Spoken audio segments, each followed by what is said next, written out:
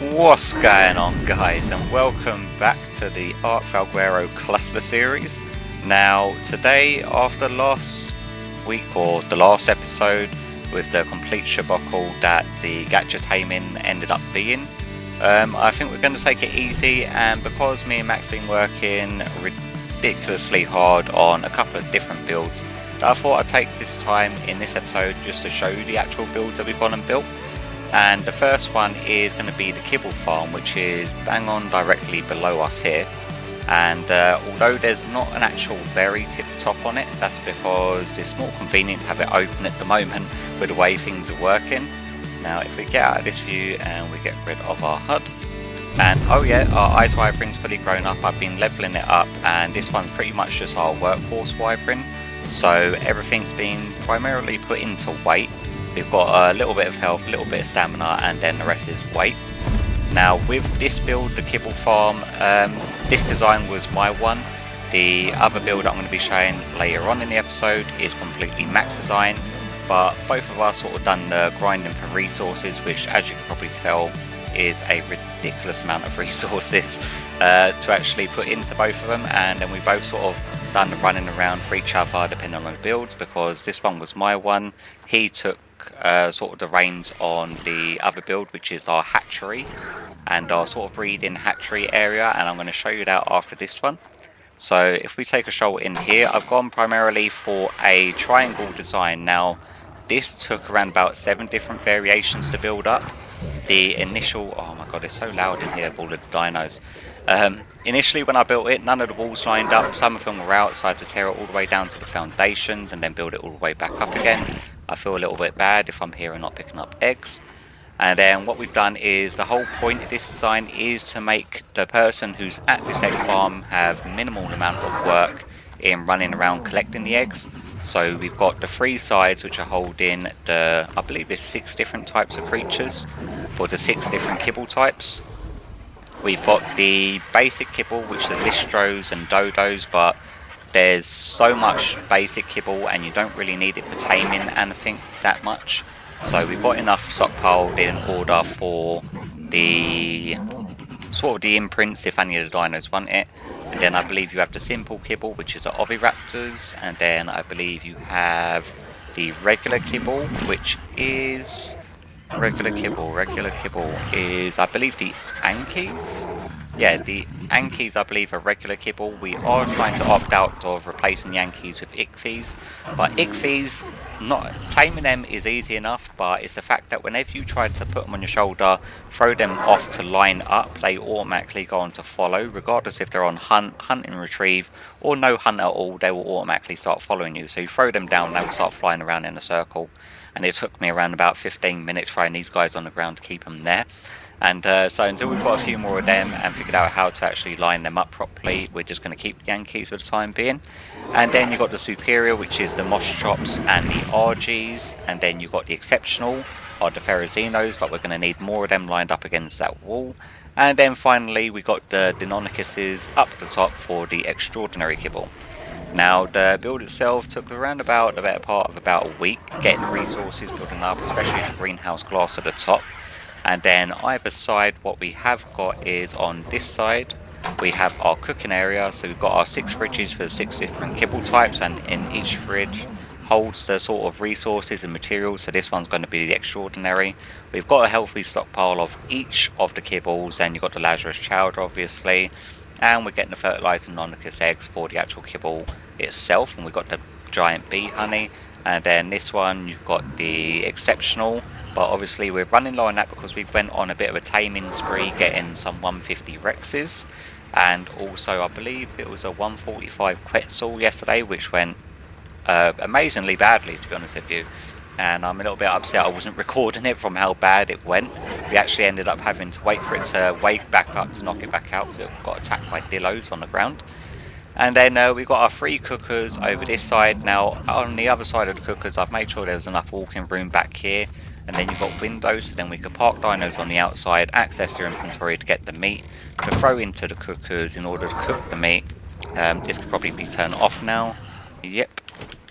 In order to cook the cooked meat will then be thrown into either the fridges or into the 6 smokers that we've got down below, or the preserving bins for making the jerky, and all of these guys are pretty much topped well up. And we've got a bunch of oil, so our kibble farm is well and truly on the go. We've got an industrial cooker as well, which honestly, when you go making kibble in a cooking pot, when you go making kibble in an industrial cooker, it's like life-changing advancements having an industrial cooker. But yeah, with the greenhouse glass, had major issues around the outside with ferrozinos dropping in and smashing the glass. So that is how comes, if you saw on the outside, I'll take you for a stroll out there in a second. But we've got like a barrier path on the outside now, because what we're also getting is dinos busting the power cables which are running underneath the ground on the outside, and then also busting the greenhouse glass. But the greenhouse glass was a nightmare trying to get to snap into correct places, which is how comes I've had to arch out little semi-walls on these angle bits here in order to get the sloped ones, in order to get the triangle arched ones to snap correctly. But I'm quite happy with the way that's all sort of lined up and come out there. But that's our actual cook area. And then on the other side over here, let me just make sure I'm not missing any eggs first of all. Can't see any right now, which is good. I've been here for the better part of about half hour, 45 minutes cooking up meat and whatnot. This is our little farmyard area. So we've got 4 beehives now in the centre. Mac actually went out and got the last one of them today. And then we've got 5 dung beetles in cages. The reason why they're in cages and dotted about sporadically is because initially I had this back wall sort of walled off with the greenhouse glass with double doors in the centre. And then our 5 dung beetles that we had back here glitched underneath the foundations out and then got killed by ferrozinos. So we replaced all of them, and then I put a couple in cages at the back just to see if they're going to stay here or glitch out somehow still and get killed. But they seem to be holding up alright, so what I may end up doing is moving them 3 back there and rearranging them so they're all lined up correctly. That way we've got more room to move around. And then we got obviously the plumbing now all hydrating, or is it hydrating? Can I get the HUD?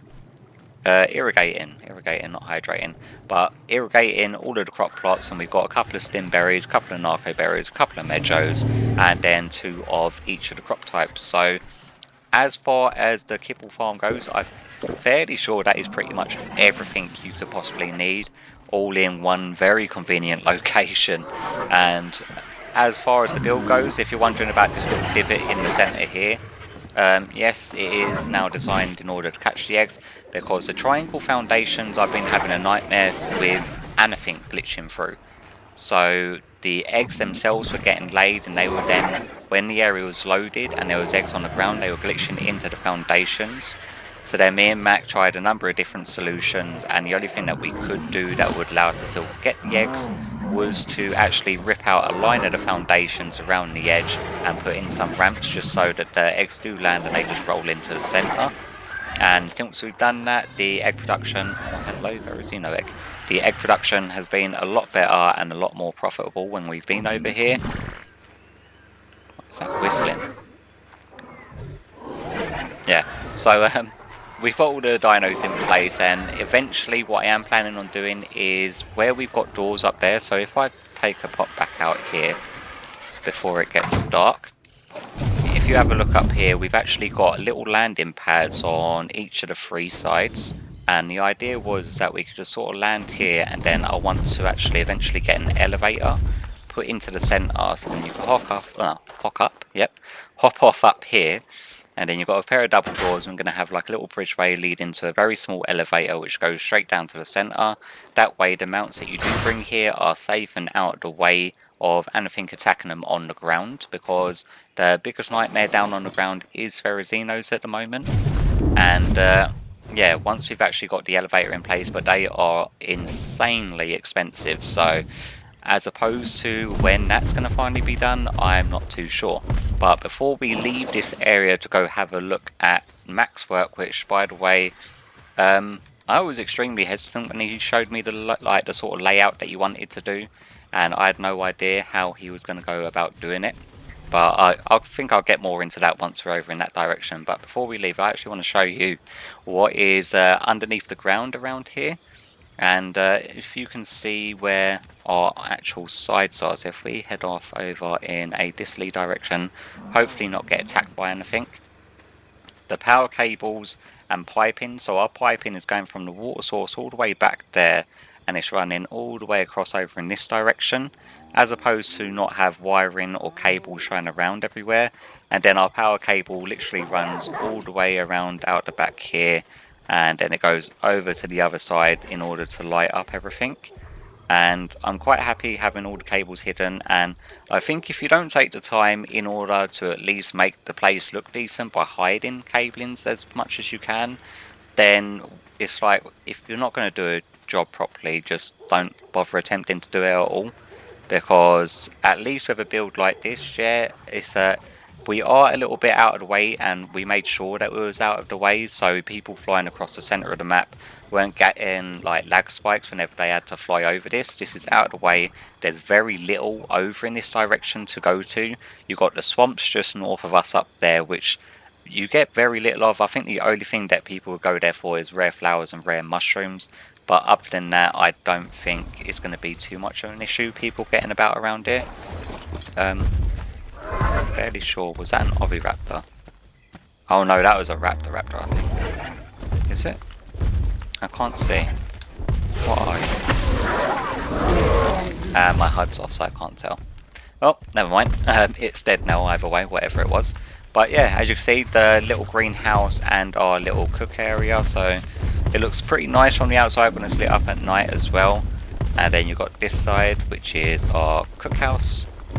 So I'm extremely happy with the way that it's turned out. Hopefully you guys appreciate the hard work and effort I put into it, because it did take a very long time, and credit to Mac for helping me out a lot with this, because the grinding for resources is just ridiculous for a build this sort of size. And even with the sort of bumped up gather rates and whatnot, you guys stop attacking. 4 parasol, and now I'm blind. Yeah, so even with the increased rates, gathering resources and whatnot for this was just incredibly long-winded. But I think that's enough for this project and what I can show you over here. And we're going to head on over to the hatchery area now. So once it gets to daytime, I'll bring you back over there for the big reveal. Alright then guys, so we're over here at the hatchery area now, and before I show it off to you, I thought I'd show you whereabouts it is we are. We are just over here, just slightly lower down and slightly to the left of where our kibble farm is, which is in that direction. And once again, we made sure that we picked a location that was very sort of off the grid, wasn't near any very high yielding resource nodes of any type, and was nowhere near any sort of artifact or loot drops or anything in that nature, just so that people passing by aren't unnecessarily hit with any lag spikes loading in the structure and then loading it back out. And I think that when you're playing on a server, you are definitely going to have to take that into consideration, because if we were to go ahead and build, say, a massive structure on that center island, that would be extremely inconvenient for other people passing by, because no doubt people would have to pass by there quite regularly on their way back and forth to different places. So yeah, if you're playing on the server, just make sure you take the other players into consideration, like me and Mac did. But without further ado, I thought I'd show you what our hatchery is now.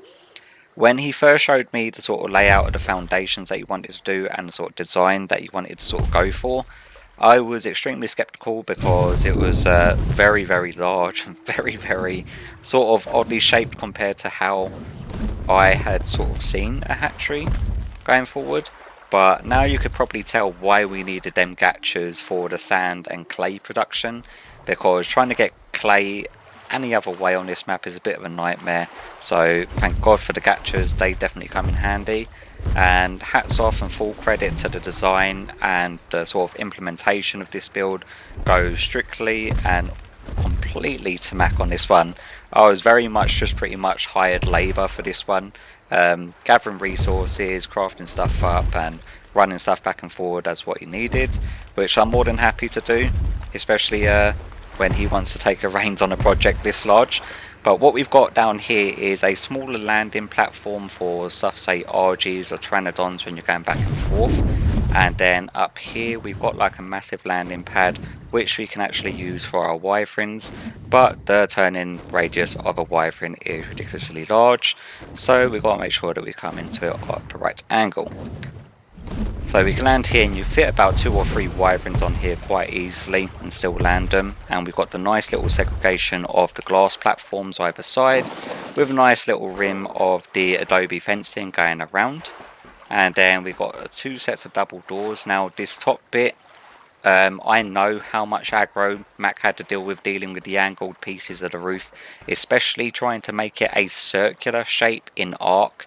And if you played vanilla Ark and you've dealt with the building mechanics, you can probably imagine the amount of effing and blinding that he went through building this. So yeah, the building of it and the symmetricalness of it, or the symmetry of the actual build, is great, especially if you're very OCD like me. So you sort of come through here and you've got the banister which leads straight down to the centre, and then you've got a spiral staircase which leads all the way around and down, which is very nicely done going along the edges. We've got a pair of breeding rexes which we are getting ready to obviously start breeding up, because the breeding time in between the rexes are like 12 or 14 hours apart. In order to breed up a decent enough army to start even approaching or thinking about taking on bosses, is going to take the better part of a good 2 to 3 weeks in order to get them bred up, imprinted and levelled.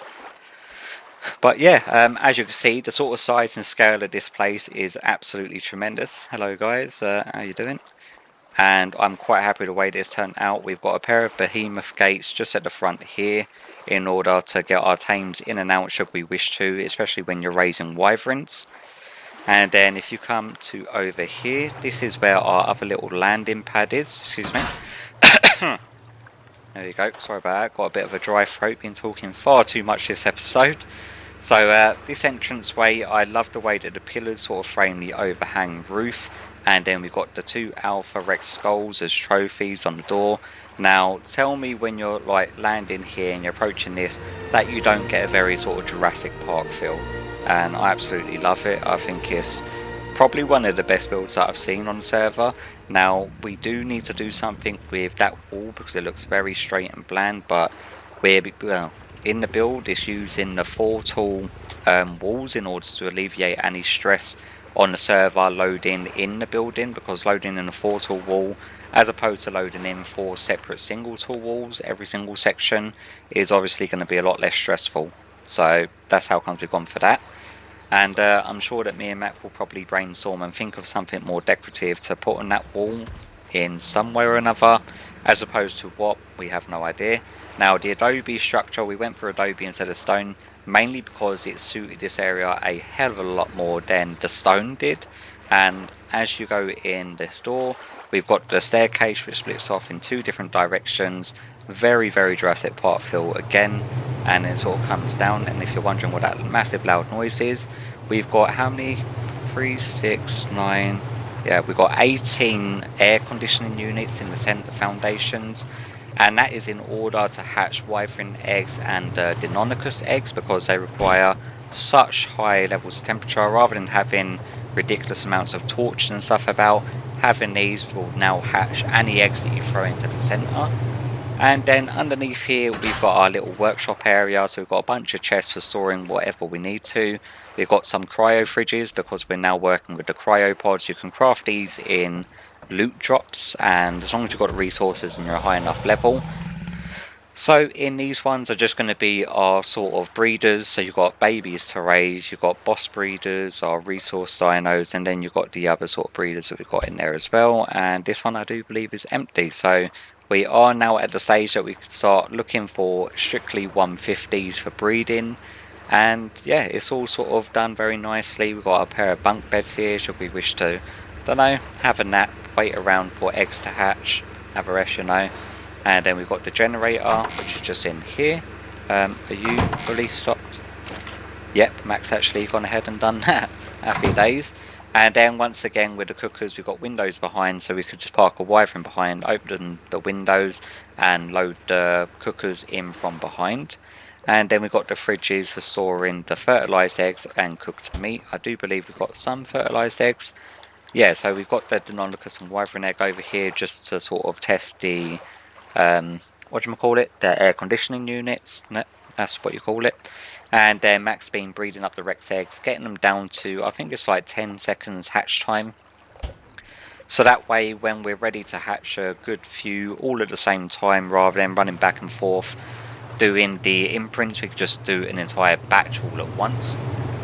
Because it's like 8 hours in between each imprint, and having them all hatch at different times, running back and forth, will be a bit of a nuisance. When they're all around the same time, it's not too bad coming back and forth. So yeah, I'm extremely happy with the way that this has turned out. I think it came out looking absolutely pucker. The build itself was insanely ambitious, and I do not envy Mac having to go through the tedious struggle of putting up that roof. We have got one lone triangle foundation which I have spotted, and it's a case of getting a flyer small enough to get in here, or just bringing a flyer in a cryopod. I actually have some, well, I did have some cryopods on me. I think I threw them all into storage to recharge, rather than carrying them around with me at the moment. Either that or they're on my Wyvern. I've not yet checked. But yeah, actually they may be in one of the fridges back at base, because I did empty all of my inventory into a fridge when I had a load of cooked meat on me. But I'm, yeah, as far as this build goes, I'm extremely happy with it. And now we're at a point in the game where we can focus on taming extremely high level dinos for breeding, and start getting into the boss battles in order to sort of progress to the sort of tech tier and start getting the real sort of fun and games on the go. But yeah, let's just have a little fly around before we end things off, just so you can sort of see the scale of this build. Now, we have got plans obviously to build a greenhouse in this area on one of the little islands, one over there just ahead of us, or there is another little one just over in that direction there. That leads through to a cave system which has nothing valuable in it. It just leads out to another section of the White Cliffs area. But yeah, I'm quite happy with this. This is another, for some reason me and him both chose locations that stuff can actually drop down onto you, and I think the only dangerous thing that will drop down on you here is aloes. But every dino that we have around this area is going to be stored within the actual hatchery itself, so it's not going to be much of a risk, and there's no greenhouse glass easily accessible for them to break, barring that stuff very on top and the stuff up there which they've not got access to. So not too much of a worry. But I think once we've added the addition of having a bridge going across to this area over here, which I think we'll probably end up putting the greenhouse on, because this one doesn't have the cave that leads onto it. So I'm getting caught on something there. If we just break the tree, and we've got a nice little flat area here. The only thing I'm worried about is having the overhang. I don't know if we're going to get a greenhouse effect there. Yep, and my voice is definitely giving out. Another little bit of a coughing fit for me. Hopefully I'll remember to sort of edit out the coughs, because I know that I have forgot to do in the past. But yeah, that's going to be it for me today. I know that we've done absolutely nothing but little showcase, but I'm going to make sure that I state in the title, this is just a showcase of our builds of what we've done on the server. So that way when we come here or to the Kibble farm during our episodes, it's not just going to be like, oh my god, you've cheated and got all of this stuff in. All of this stuff has been built over the course of about the last 2 to 3 weeks playing on the server, and all of it's very tedious to craft up and build, so I didn't want to include any of the actual building on camera, which I stated at the beginning of the series we're going to avoid doing. This is probably going to be the only episode dedicated to showing off the builds, because as opposed to a full-scale kibble farm and hatchery, I don't think there's going to be anything else needing worth showing off. Our main base I showed off already, and that was at the beginning of one of our episodes. But as opposed to going forward in the next episode, I want to concentrate on approaching getting some water tames up and running, because we want to start hitting up the deep sea loot crates for hopefully getting some decent like saddle blueprints and decent gear. The deep sea loot crates, which do actually exist on Valguero, they exist in that big centre pond in the centre. So I think in the next episode we're going to concentrate into taking to the ocean, so hopefully you'll stay sort of tuned and up to date with the videos in order to catch that one. But as for today, hopefully, we don't want to get that sort of crotch shot in, do we? Yeah, so as opposed today, hopefully you've enjoyed the little showcase, and I've just noticed that Mac has drawn a pink heart on my forehead. So yeah, thanks for that, Matt. Just noticed it's the third time I've done a zoom in on my face, which I'm sure that he was fully aware that I do on the end of my recording. So thanks for that one. Hopefully you've enjoyed today's episode. Hopefully I'll catch you all in the next one. See ya.